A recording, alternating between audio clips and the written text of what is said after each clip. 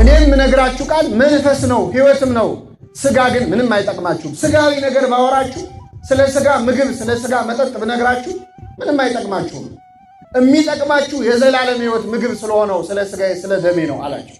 ይህን ጊዜ ሕዝቡ አንዳንድ እያሉ እየተነሱ ጌታ ከሚያስተምርበት ቦታ ሄዱ። 12ቱ ደቀ መዛሙርት ብቻ ቀሩ። ብቻውን ቀረ መምህረ ቅዱሳን ኢየሱስ ክርስቶስ። 12ቱን ሐዋርያት ሲቀሩ ክርስቶስ መቼስ ውለታ ይዟቸው የቀሩ እንዳይመስል እናንተስ መሄድ ትፈልጋላችሁ አላቸው። መሄድ ከፈለጋችሁ ሂዱ፣ በግድ አይደለም በውድ ነው ማስከተላችሁ፣ ስለዚህ ሂዱ አላቸው። ይህን ጊዜ ከሐዋርያት መካከል ሁሌም ለጥያቄም ለመልስም ለእምነትም ለክደትም ፈጣን የሆነው ቅዱስ ጴጥሮስ ከጌታ አፍ ቀበል አለና ጌታ ሆይ ወደ ማን እንሄዳለን? ወደ ማን እንሄዳለን? አንተ የዘላለም ሕይወት ቃል አለ።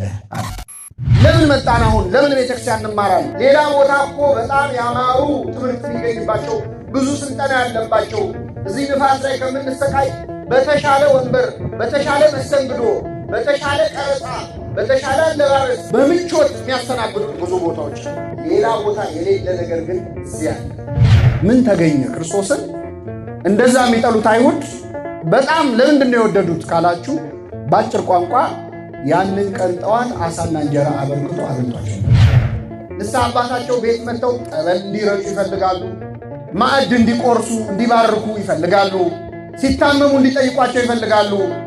ቁረቡ እንዲሏቸው ግን የዛኔ ጨዋታው ምን ይላል? ያቆማል። አይ መጡና እዚህ ላይ አበላሹት ይላል። ሰው ስብከት ይሰማል፣ ደስ ብሎት ይሰማል፣ በፍቅር ይማራል። አቤት መምህር ገሌ አቤት ዛሬ ያስተማሩት ትምህርት ብሎ ተደንቆ ይሰማል።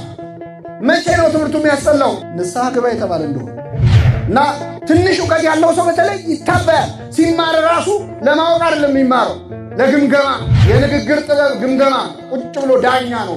ጢሙን እያበጠረ የሚማር ሰው አለ። ጥሩ ነው። የዛሬው አንድ ሰው በቃ አውቃለሁ መጽሐፍ ቅዱስን እኮ እኔ ከኦሪት ዘፍጥረት እስከ ዮሐንስ ራእይ በልቼዋለሁ የሚል ሰው ሰዎች መንፈሳዊ ስለሆኑ አገልጋይ ስለሆኑ አባት ስለሆኑ ጸጋ ስላላቸው እማይስቱ ይመስለናል። እማይስት ሰው የለም። ወግታ የጣለቻቸው ብዙዎች ነው።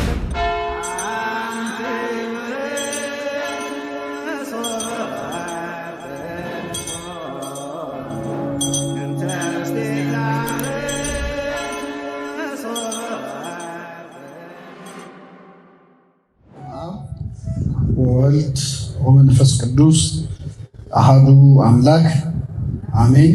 በስመ አብ ወወልድ ወመንፈስ ቅዱስ አሐዱ አምላክ አሜን። በስመ አብ ወወልድ ወመንፈስ ቅዱስ አሐዱ አምላክ አሜን። የልዑል እግዚአብሔር ቤተሰቦች፣ የእናታችን የእመቤታችን የቅድስት ድንግል ማርያም ወዳጆች በእግዚአብሔር ሰላምታ እንደምን ዋላችሁ? እንደምን ዋላችሁ? አሜን። በምሕረት በቸርነቱ እስከዚህ ያቆየን።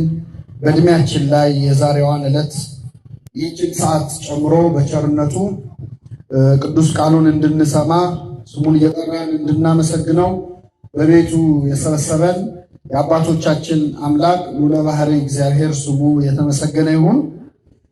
በዛሬው ዕለት ትምህርታችሁን አጠናቃችሁ የምትመረቁ እኔ ያላስተማርኳችሁ ተማሪዎች እንኳን ለዛሬው ዕለት በሰላም አደረሳችሁ። እንኳን ለዚህ ያበቃችሁ። እንኳን ደስ አላችሁ። በሚኖረን ቀሪ ጊዜ በዮሐንስ ወንጌል ምዕራፍ 6 ላይ ተጽፎ በሚገኝ መጽሐፍ ቅዱሳዊ ኃይለ ቃል መነሻነት የእግዚአብሔርን ቃል እንማራለን። የዮሐንስ ወንጌል ምዕራፍ 6 ከቁጥር 68 ላይ የሚገኝ ኃይለ ቃል ነው። እግዚኦ ሀበመኑ ነሐወር፣ ጌታ ሆይ ወደ ማን እንሄዳለን በሚል ርዕስ እንማራለን። እግዚአብሔር አምላካችን በቸርነቱ እንዲያስተምረን እንዲመክረን ምስጢሩና ጥበቡን እንዲገልጽልን የእርሱ ቅዱስ ፈቃድ ይሁንልን። እስቲ ቃሉን አብረን እንበል። ጌታ ሆይ ወደ ማን እንሄዳለን? አንተ የዘላለም ሕይወት ቃል አለ። በዚህ ቃል መነሻነት እንማራለን። ለአባቶቻችን ለነቢያት፣ ለአባቶቻችን ለሐዋርያት፣ ለአባቶቻችን ለሐዋርያውያን አበው ለሊቃውንት በጉባኤያቸው ተገኝቶ ምስጢሩን ጥበቡን ገልጦ ያስተማረ አምላካችን እኛንም በቸርነቱ እንዲያስተምረን፣ እንዲመክረን፣ እንዲገስጸን የእርሱ ቅዱስ ፈቃድ ይሁንልን። ጌታችን መድኃኒታችን ኢየሱስ ክርስቶስ በዮሐንስ ወንጌል ምዕራፍ 6 ላይ ልክ ዛሬ ተምራችሁ እንደምትመረቁት ተማሪዎች ሲያስተምራቸው የነበሩ በጣም በሺህ የሚቆጠሩ ደቀ መዛሙርቱ ጋር ትንሽ ለየት ያለ ውሎ ውሏል አምላካችን። በዚህ ምዕራፍ ላይ በዮሐንስ ወንጌል ምዕራፍ 6 ክርስቶስን ከወትሮ በተለየ መጠን ሰዎች በጣም ሲፈልጉት የዋሉበት ነው። የዮሐንስ ወንጌል ምዕራፍ 6 ላይ የተጻፈው ታሪክ። ከዚያ ቀድሞ ምዕራፍ 5 ስታነቡ ክርስቶስን ሊገድሉት ይፈልጉ ነበር። በተለይ በሰንበት 38 ዓመት ከተኛበት አልጋ አንድን በሽተኛ ፈውሶ ነበር አይደል ክርስቶስ። እና በዚያ ምክንያት እንዴት በሰንበት አልጋ ታሸክመዋለህ ብለው ሊገድሉት ይፈልጉ ነበረ። በጣም ጥላቻ ሲያሳዩት ነበር። የዮሐንስ ወንጌል ምዕራፍ 5 ላይ።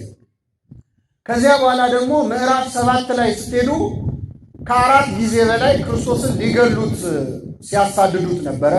ድንጋይ ሲያነሱበት ነበር። ክርስቶስ ከመካከላቸው ሲሰወር ነበር።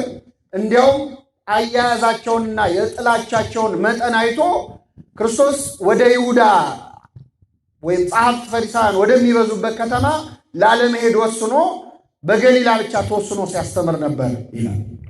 በዮሐንስ ወንጌል ምዕራፍ 7 እና ምዕራፍ 5 ላይ ወደኋላ ወደፊት ስንሄድ ክርስቶስን በጣም ሰዎች ሲጠሉት ነው የምናየው። የዮሐንስ ወንጌል ምዕራፍ 6ን ግን ስታነቡ ሰዎች ክርስቶስን በጣም ወደውት ነበር። ከመቼውም ጊዜ በላይ በጣም ፍቅር አሳይተው ነበር።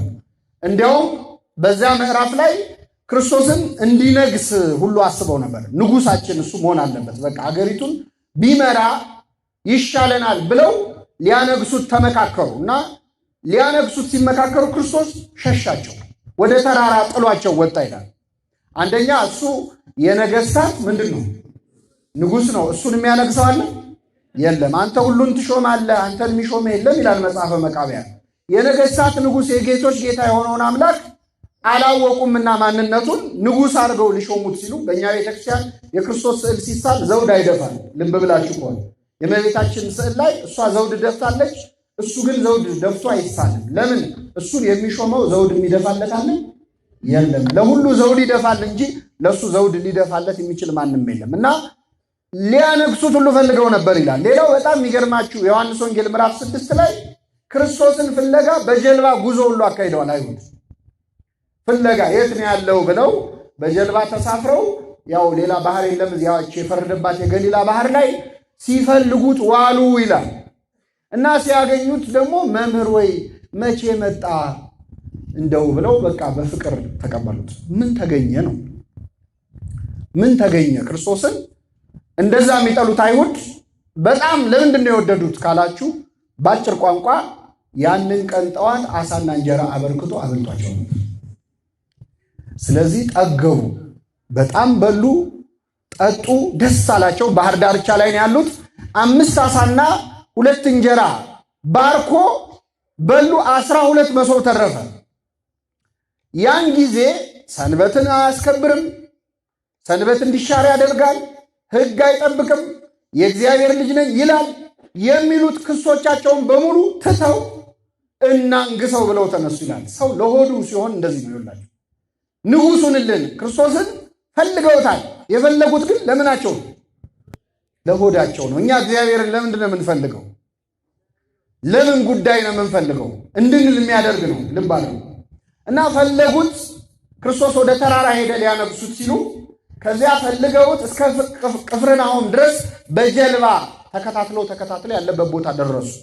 ሲያገኙት ወደ እሱ ቀረቡና መምህር ወይ መቼ መጣ አሉት። መቼ ወደዚህ መጣ አሉት። ይህን ጊዜ ጌታችን ምን አለ? የምትፈልጉኝ ስለበላችሁና ስለጠገባችሁ፣ እንጂ ምልክት ስላያቸው አይደለም ማለት። ምልክት ማለት አመራ መለከተ ነው።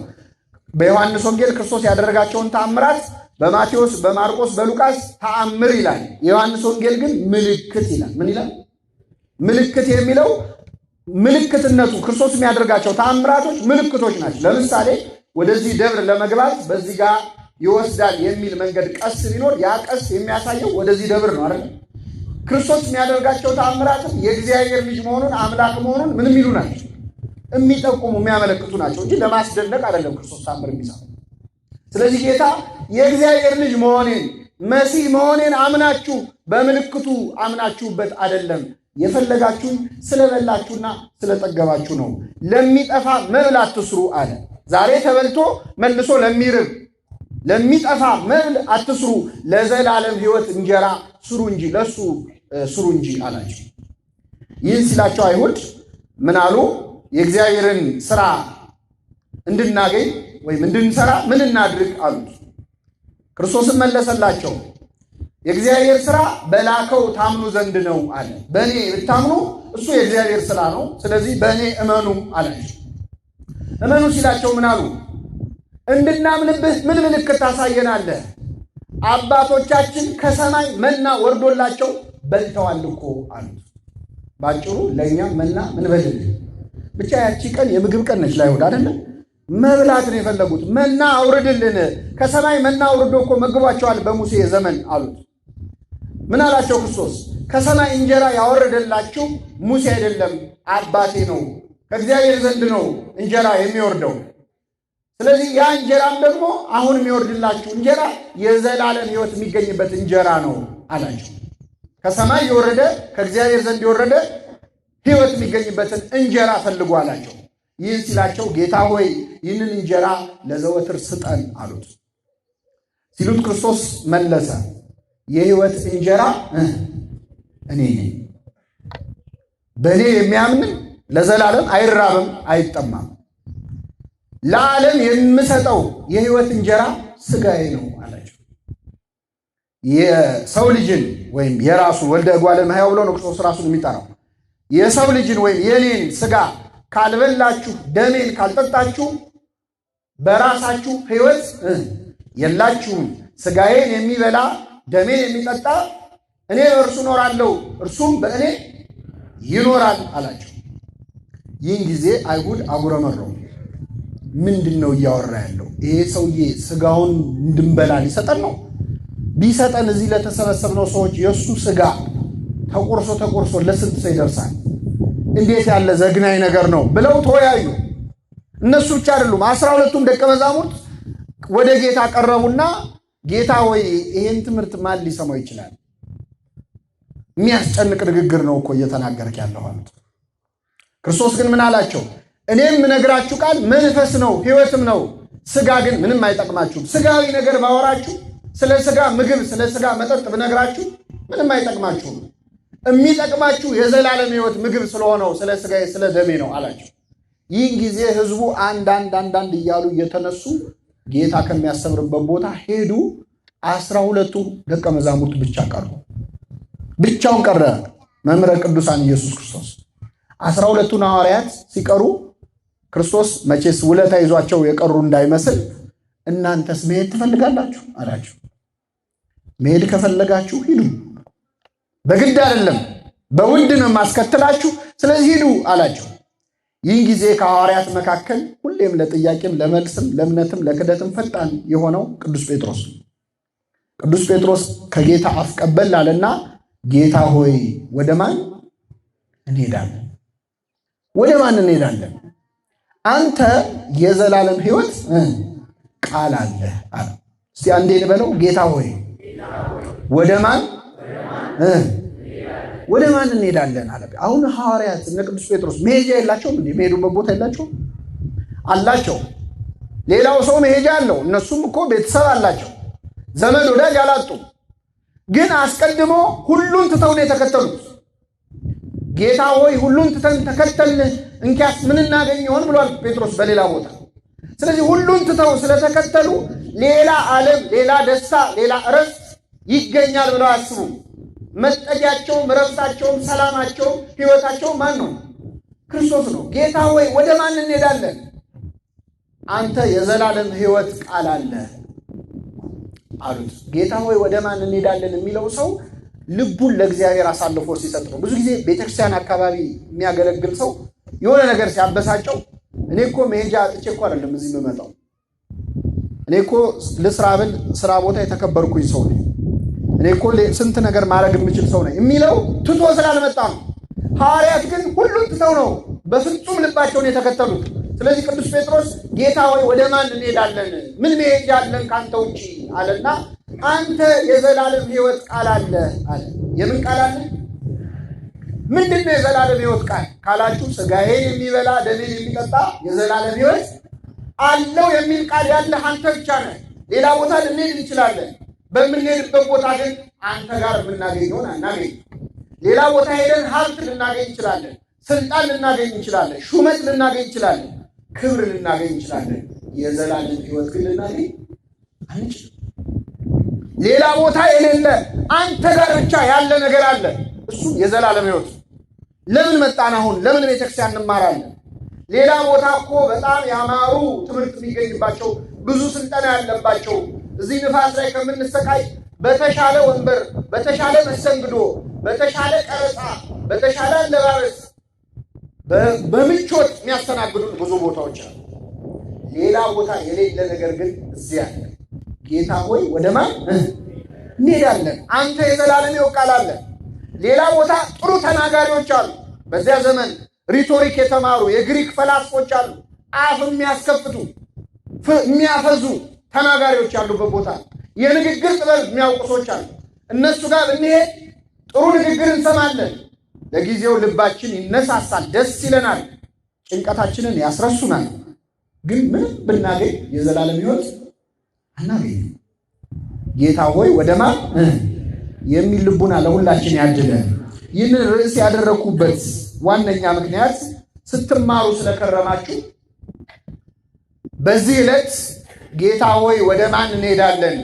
አንተ የዘላለም ሕይወት ቃል አለህ ብሎ ቅዱስ ጴጥሮስ የተናገረው ተማሪዎች የክርስቶስን ትምህርት ጥለው በሄዱበት ሰዓት ነው አይደል? አልተመቸንም ብለው ትምህርት አልተመቸንም ብለው በቤተክርስቲያን በርህቀትም ብትማሩ ወንበር ተዘርግቶላችሁ ቁጭ ብላችሁ ብትማሩ በየአውደ ምሕረቱ የሚሰጠውን ትምህርት ብንማር በየትኛውም መንገድ ብንማር ለሁላችን የሚሰሩ እግዚአብሔር ቢሆኑ ደስ የሚሰኝባቸው ባይሆኑ የሚያዝንባቸው በጣም ወሳኝ ነጥቦች አሉ። ከነዚህ መካከል የተወሰኑትን ለመማር ነው ይህንን ምዕራፍ የመረጥነው። እንደ ጴጥሮስ ጌታ ሆይ ወደ ማን እንሄዳለን? አንተ ጋር ያለው ቃል የዘላለም ሕይወት ቃል ነው ብሎ ለመረዳት እንዲችል አንድ ክርስቲያን ማድረግ የሌለበት ብዙ ነገር አለ። የመጀመሪያው አሁን ሲያደርጉ እንዳየናቸው ምን አይነት ተማሪዎች ነን ሲባል የመጀመሪያው ነገር ትምህርቱን የምንመርጥ ተማሪዎች መሆን የለብንም። ምን የምንመርጥ? ትምህርት የምንመርጥ ማለት መንፈሳዊ ትምህርትን ሰው ሁሉ ይማረዋል ደስ ብሎት፣ ግን ትምህርቱ እንደሚፈልገው ሲሆንና እንደሚፈልገው ሳይሆን የተማሪው አቀባበል አንድ አይነት አይደለም።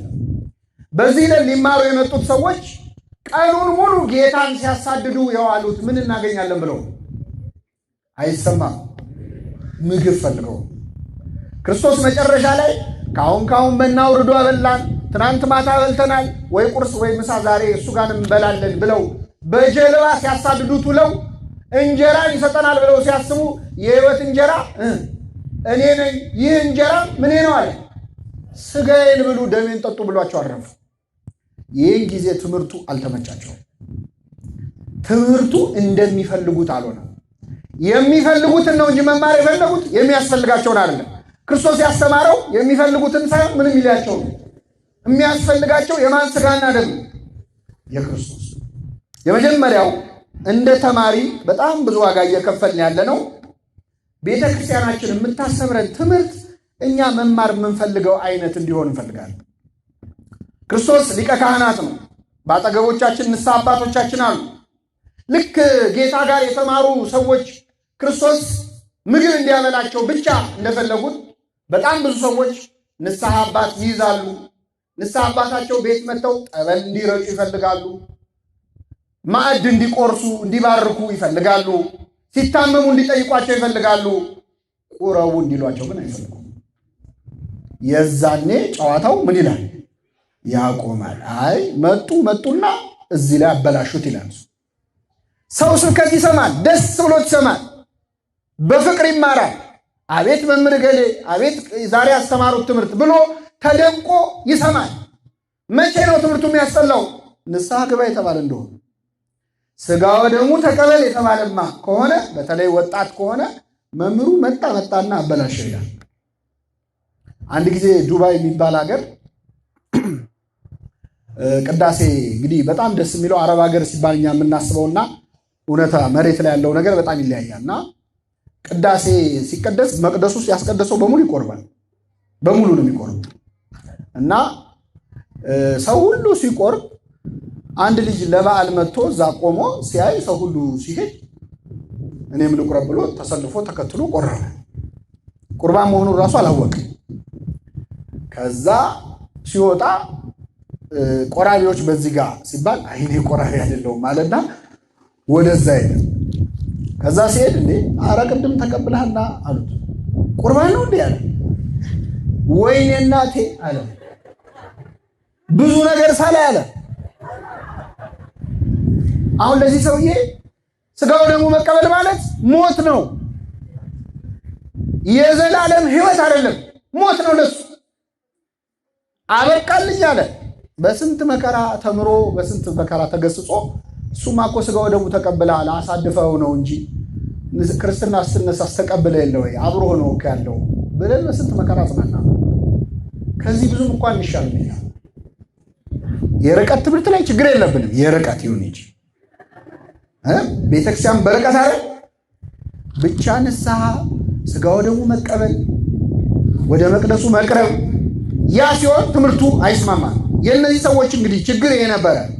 ሐዋርያት ሁሉ ትምህርቱ እንዲስተካከል ሀሳብ አቀረቡ። ይገርማቸዋል። ጌታ ሆይ ይሄ የሚያስጨንቅ ንግግር ነው፣ ማን ሊሰማው ይችላል አሉ። ጥሩ ስትናገር ውለህ አሳና እንጀራ አበርክተህ አብልተህ ሰው ሁሉ ደስ ብሎ ሲከተል ውሎ መተህ ሥጋዬን ብሉ ስትል ይሄ ያስጨንቃል። የቤተክርስቲያን ትምህርት ሁሌ ስለ ሥጋ እንዲሆን የሚፈልግ ሰዋል። ሁሌ ስለ ምግብ፣ ሁሌ ስለ ችግር፣ ስለ ኑሮ ውድነት፣ ስለ ዓለም ላይ ስላለው ኪዮስ መበጥበጥ፣ ስለ እሱ ብቻ ተጽናንቶ ደስ ብሎት የፊል ጉድ ሙቪስ እንደሚባሉት አይነት በቃ ሰው ደስ ብሎት መሄድ ያምረዋል። ስለ ንስሐ ስለ መግባት ሥጋው ደግሞ ስለ መቀበል ሲሆን ግን ደስ አይለው እና ይሄ በቤተክርስቲያን ታሪክ የሚገርማችሁ ብዙ ሰው ተፈትኖበታል። መናፍቃንም ተነስተዋል እኮ ሥጋዬን ብሉ ደሜን ጠጡ የሚለውን ነገር መቀበል አቅቷቸው አይ ሥጋዬ ያለው ሥጋዬ ለማለት አይደለም መታሰቢያ አድርጉ እንዲሁ እንደ ሥጋዬ ቁጠሩት አላለም ክርስቶስ።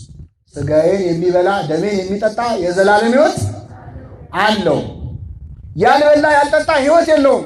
ሐዋርያት ያስጨንቃል ሲሉትም አይ እኔ እኮ ማለት የፈለኩት ሥጋዬ ሳይሆን እንዲህ ለማለት ነው አላለም። አልተረጎመውም። ትርጉም ያለው ይሆን ይተረጉመው ነበር። ለዓለም የምሰጠው እንጀራ ሥጋዬ ነው አለ ክርስቶስ። አይሰባበልም። ማንም ሊጨንቀው ይችላል። ሥጋዬን ብሉ ደሜን ጠጡ አለ። ሐሙስ ዕለትም ሐዋርያቱን ሰብስቦ እንካችሁ ብሉ ይህ ምኔ ነው። ከኔ ጋር ናችሁ። እንካችሁ ብሉ ይህ ምኔ ነው፣ ሥጋዬ ነው። ትርጉም ያለው ቢሆን ይተረጉመው ነበር ክርስቶስ።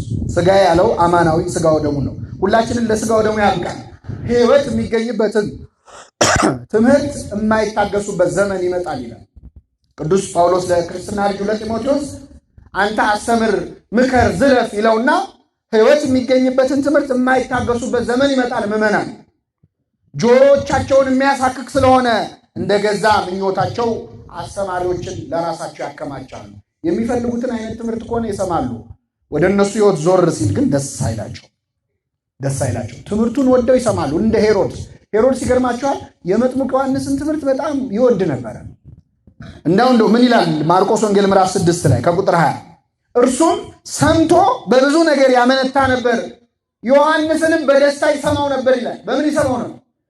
በደስታ። መጨረሻ ላይ ዮሐንስን አንገቱን አስቀልቶ ያስገደለው ማን ነው? ሄሮድስ። ለምን? ወደ ሕይወቱ መጣበታ። የወንድምህን ሚስት ማግባት አትችልም፣ ይሄ አይፈቀድም፣ ሕግ አይደለም ሲለው ይወደዋል ስብከቱን እኮ። ወደ እሱ ሕይወት ሲመጣ ግን ደስ አላለው። ብዙ ሰዎች ወንጌል መስማት ይፈልጋሉ። የእነሱን ሕይወት የሚነካ ነገር ሲሆን ግን ደስ አይላቸው። ስለዚህ መጀመሪያው እንደ ክርስቲያን በጣም የሚጎዳን ተምረን እንዳልተማረ የሚያደርገን ትምህርት መምረጥ ነው። እግዚአብሔር ከዚህ ይሰውረን። ሁለተኛው መምህር መምረጥ ነው።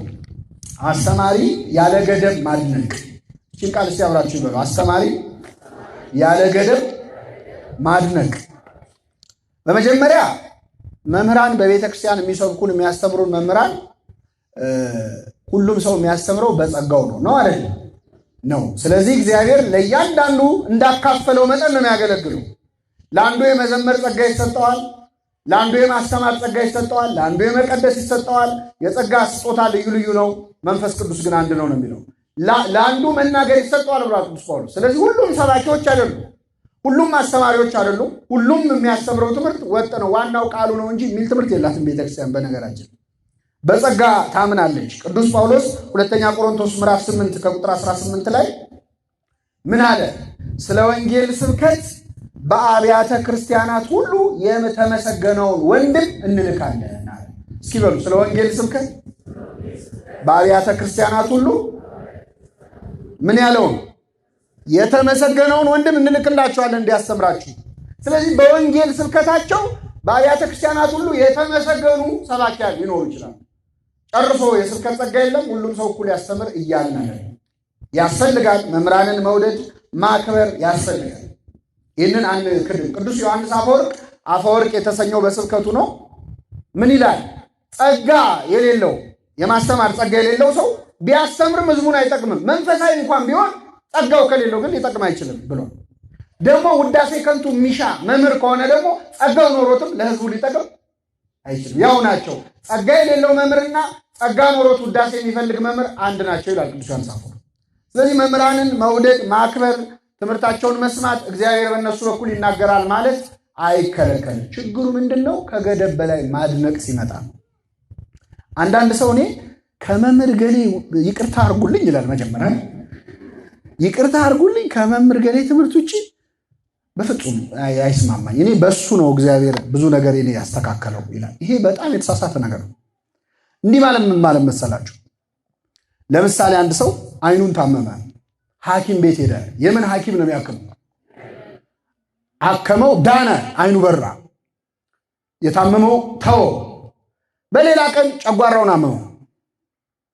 ጨጓራውን ሲያመው ይቅርታ አድርጉልኝ እኔ ከዶክተር የአይን ሐኪሙ ማለት ነው ከሱ ውጭ ሌላ ሐኪም ይባላል?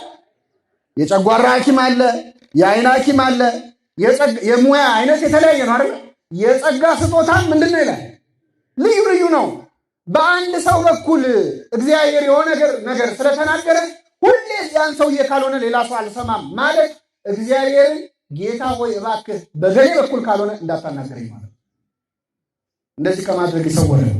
የኛ ብቻ ችግር እንዳይመስላችሁ። ቅዱስ ጳውሎስ በነበረበት ዘመን የቆሮንቶስ ምዕመናንም ችግር ነበር። አንደኛ ቆሮንቶስ ምዕራፍ 3 ቁጥር 4 ላይ በጣም አስቸግረው ነበረ። እንደ መንፈሳዊ ላናግራችሁ አልችልም፣ ምክንያቱም ገና ሕፃን ናችሁ ይላል ቅዱስ ጳውሎስ። ገና ሕፃናት አእምሮ ናችሁና ልገስጻችሁ ወደድኩ ይላል። እኔ የአጵሎስ ነኝ፣ እኔ የጳውሎስ ነኝ፣ እኔ የኬፋ ነኝ ትላላችሁ። ጳውሎስ ስለ እናንተ ተሰቅሏልን? ኬፋ ስለ እናንተ ተሰቅሏልን? ብሎ ይገስጻቸዋል። የምርም የቆሮንቶስ ምዕመናን ጳውሎስ አስተማራቸው። አጵሎስ ደግሞ ብዙ ቆይቶ አብሯቸው ብዙ ነገር መሰረት አስጥሏቸዋል። እና አጵሎስ የብሉይ ኪዳንን እውቀት በጣም ስለነበረው የገማልያል ተማሪ ነው። በጣም ተወደደ በሕዝቡ መሃል ማለት። ስለዚህ ሲወዱት ግማሾቹ እኔ የጳውሎስ ነኝ ማለት ጀመሩ፣ እኔ የኬፋ ነኝ ማለት ጀመሩ፣ እኔ የአጵሎስ ነኝ ማለት ጀመሩ። ስለዚህ ገሰጻቸው። ጳውሎስ ስለ እናንተ ተሰቅሏልን ካለ በኋላ መጨረሻ ምንድን ነው ያለው? ሁሉም ጌታ እንደሰጣቸው መጠን ያገለግላሉ ይላል። ማን እንደሰጣቸው? እሱ የሰጣቸውን ያንን ያገለግሉት።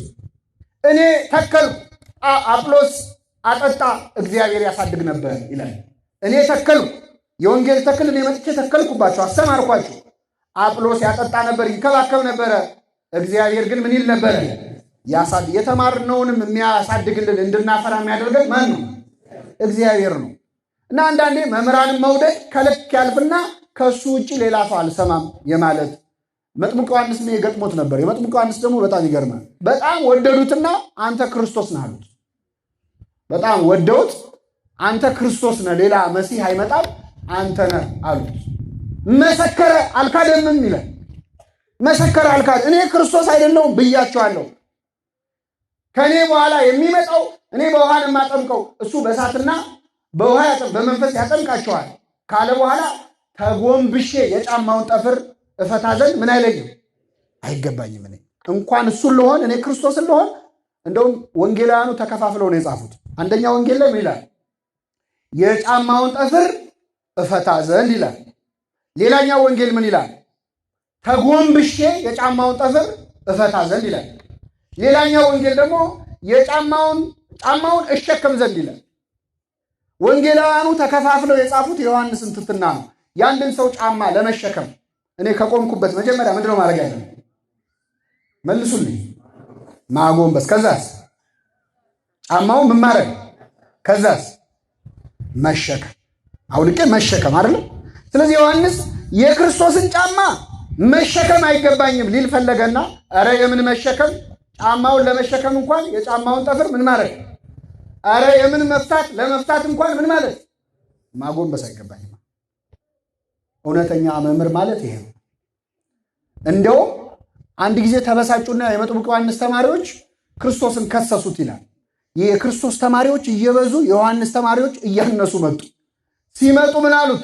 መምህር ሆይ አሉት የዮሐንስ ተማሪዎች፣ ያ በዮርዳኖስ ማዶ ያጠመከው አሉ። ያ የሚሉት ማንን ነው? ስሙን እንኳን አልጠሩም እኮ። ያ ዝኩ ቃለ ጸብሎ ይላል። ያ በዮርዳኖስ ያጠመቀው ሕዝብ እየሰበሰበ ያስተምራል አሉ። ምን አለ መጥምቁ ዮሐንስ? ሙሽራይቱ ያለችው እርሱ ሙሽራ ነው አለ። ቆሞ የሚሰማው ሚዜው በሙሽራው ድምፅ ደስ ይለዋል። ሙሽራይቱን ይዞ የመሄድ መብት ያለው ማን ነው? ሙሽራው ነው። ሚዜው ስራው ሙሽራና ሙሽራይቱን ምን ማድረግ ነው? ማገናኘት ነው ወይስ አብሮ ጫጉላ ሽርሽር ይሄዳል? ሚዜ አብሮ ጫጉላ ይሄዳል እንዴ? ማገናኘት። እኔ ሚዜ ነኝ አለ። ምዕመናን ሙሽራይቱ ናቸው። ቤተክርስቲያን ሙሽራይቱ ነች።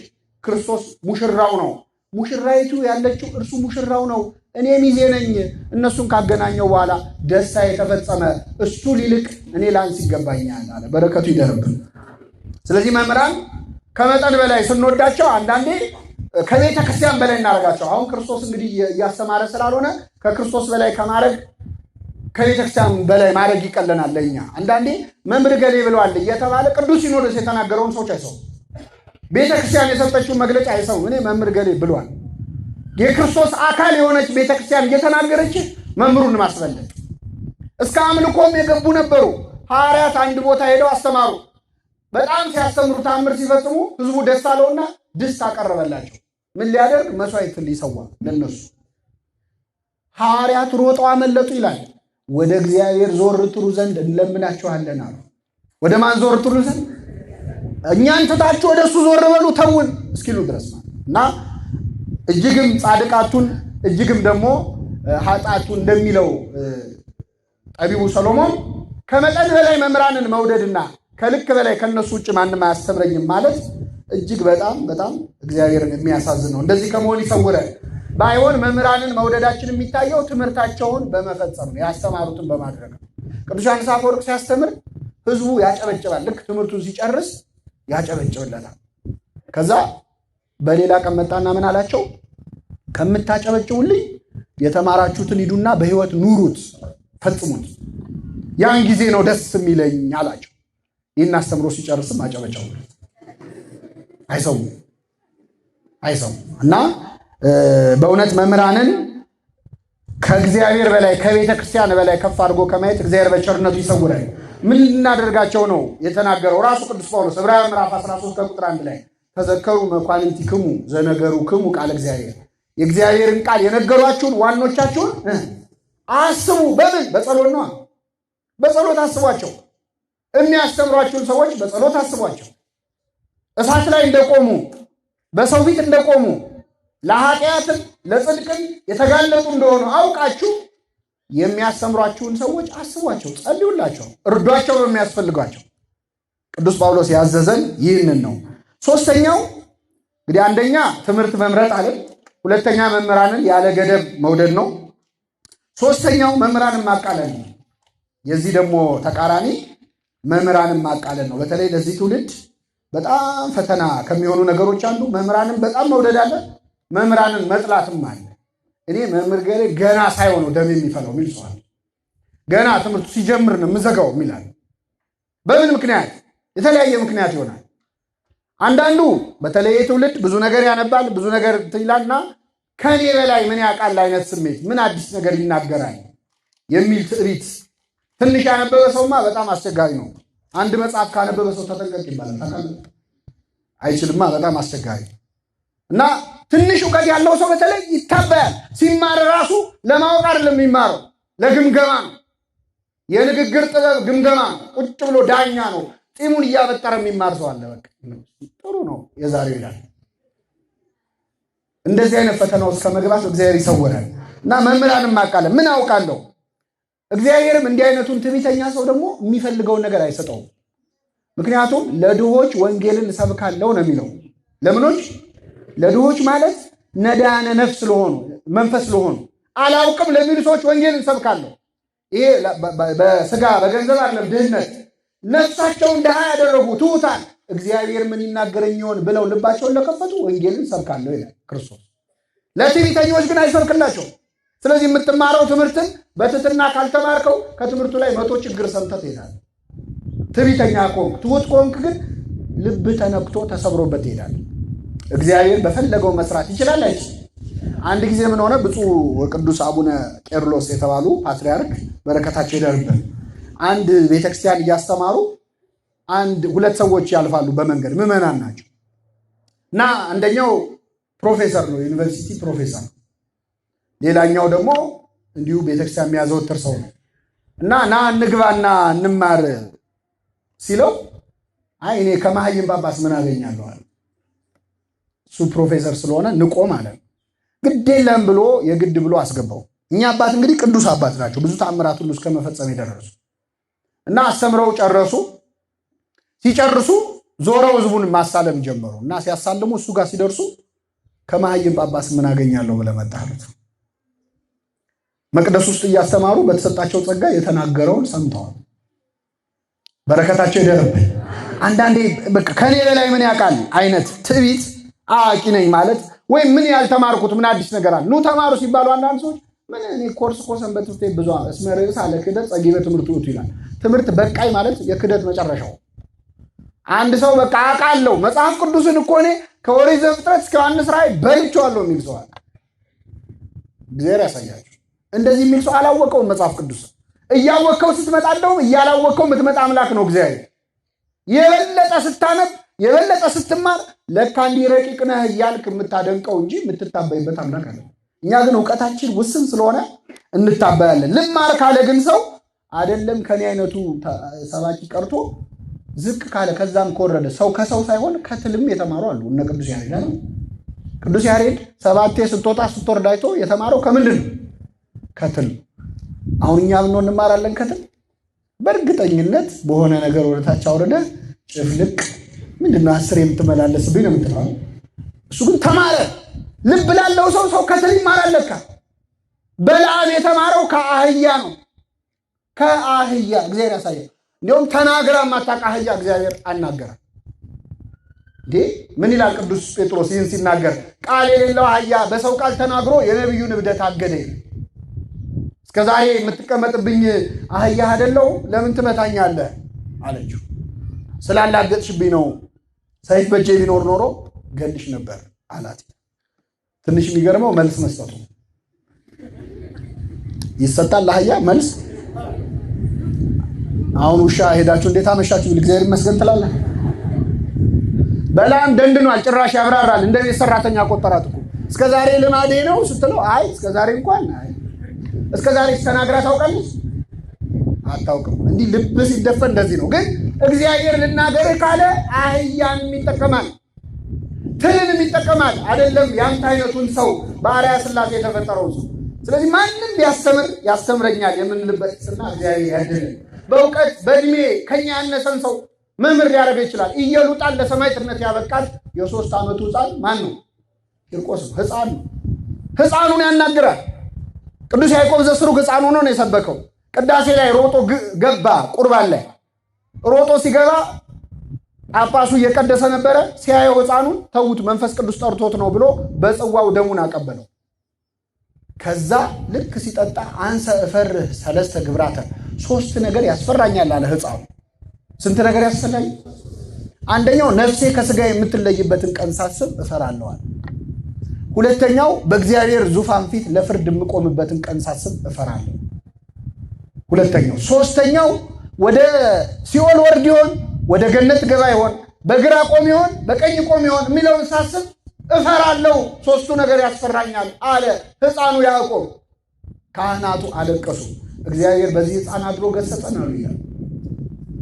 ልማር ላለ ሰው ምንም እውቀት የሌለውን ሰው ተጠቅሞ እግዚአብሔር ማስተማር ይችላል አይችልም?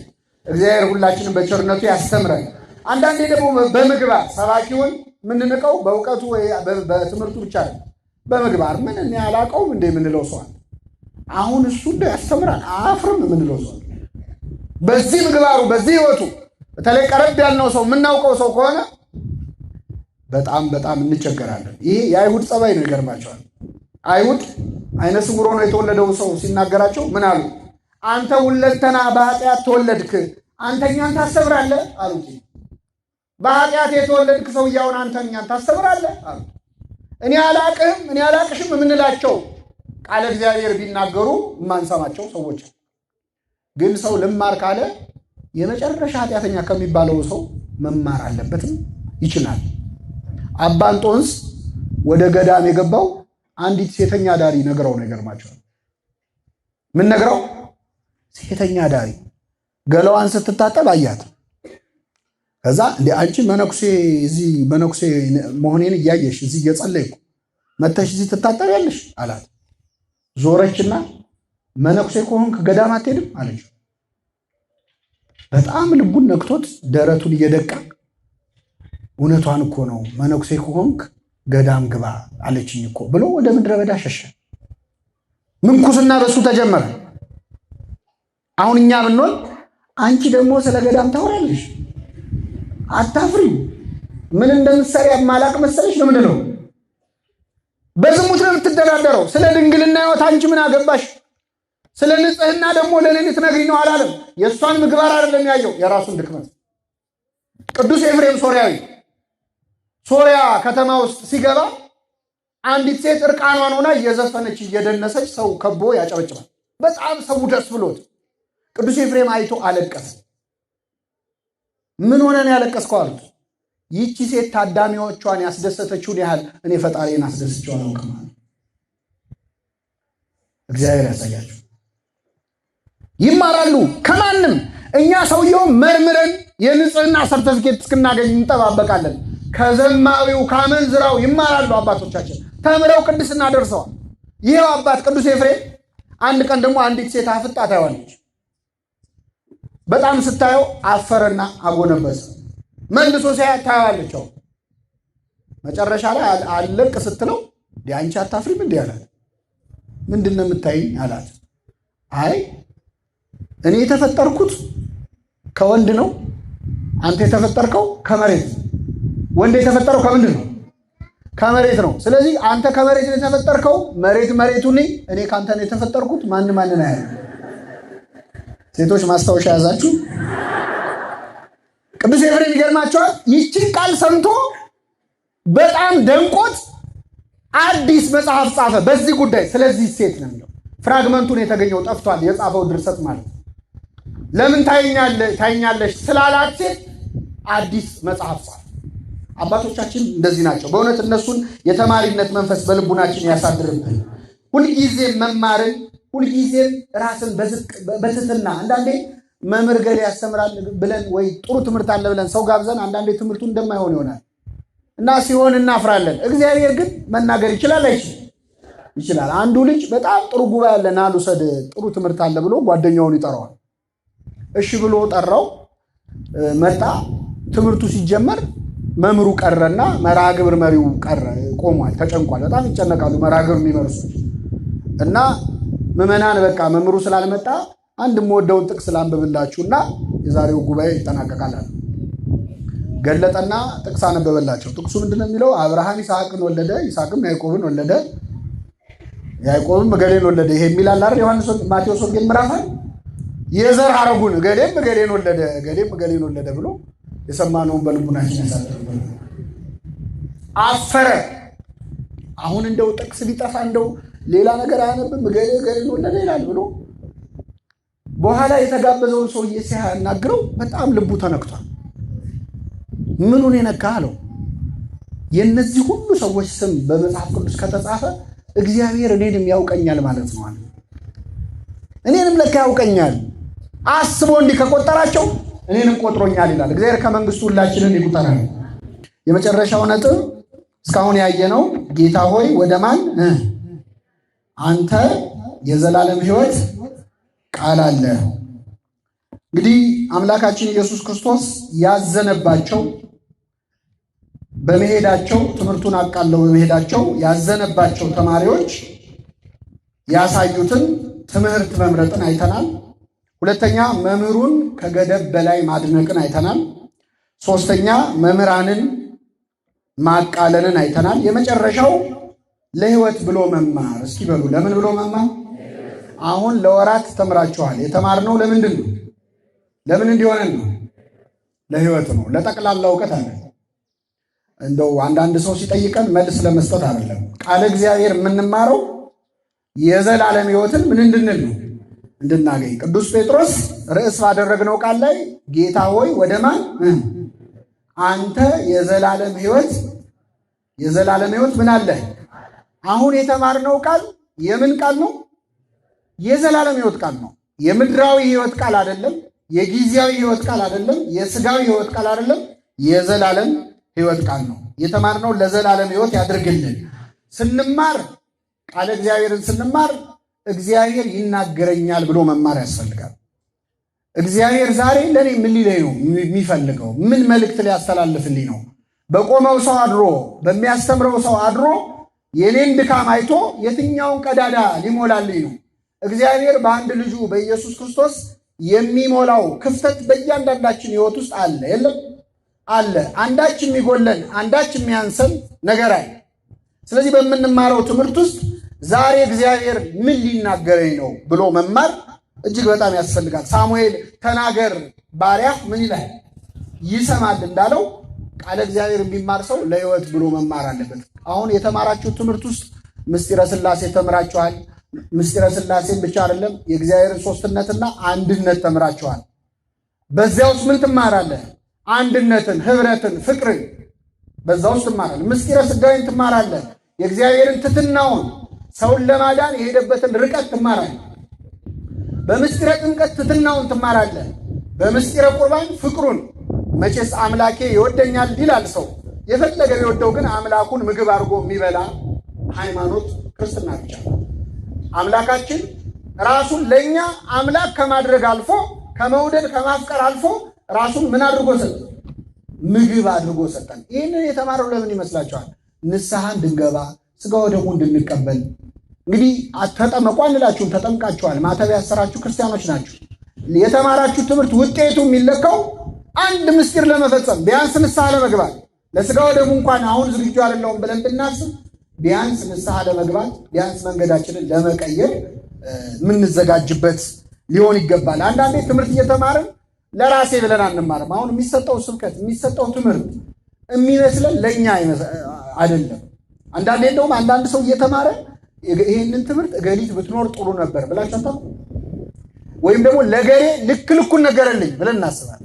ዛሬ ለገሊት ነበር። ይህን ትምህርትማ ቀድቶ ነው ማሰማት ምንለው ሰው። እግዚአብሔር የሚናገረን ለማን ነው?